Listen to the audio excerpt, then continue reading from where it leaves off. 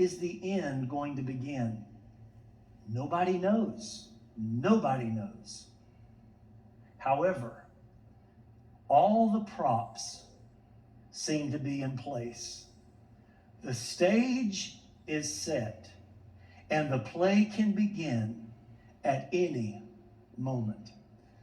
The question is, are you ready for the end?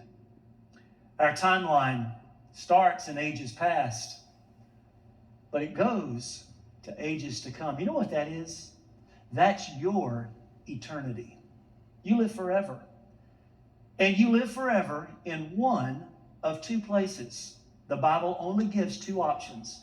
You're either going to spend eternity in heaven with God, or you're going to spend eternity in hell apart from God. The Bible is very clear on this teaching. The question is, where will you spend your ages to come? Well, Pastor Jeff, what's the difference between those who spend eternity in heaven and those who spend eternity in hell? There's only one difference. It has nothing to do with how much good you do, how kind you are, how nice you are to other people, how much money you give, how many times you come to church.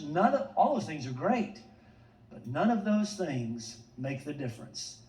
The only difference is that those who go to heaven and spend eternity with God have placed their faith in Jesus to wipe away the sin that separates them from God. Those who go to hell have rejected God's offer. In which camp do you find yourself this morning? Pastor Jeff, I would love to know that God has forgiven my sin, that my slate has been wiped clean before God, so that when I die, I can spend my ages to come in heaven. How can I do that? Well, it's very, very simple. You simply pray and ask God to forgive you for your sin, acknowledging that you believe in what Jesus did for you to save you from your sin. If you would like to do that, I would love to lead you in a prayer. Let's bow our heads, close our eyes.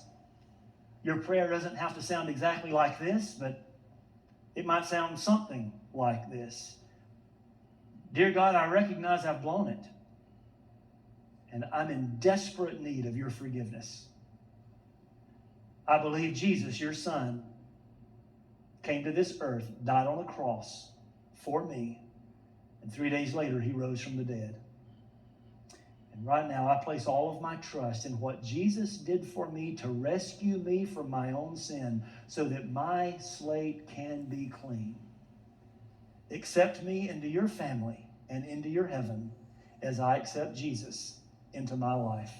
In his name I pray. Amen.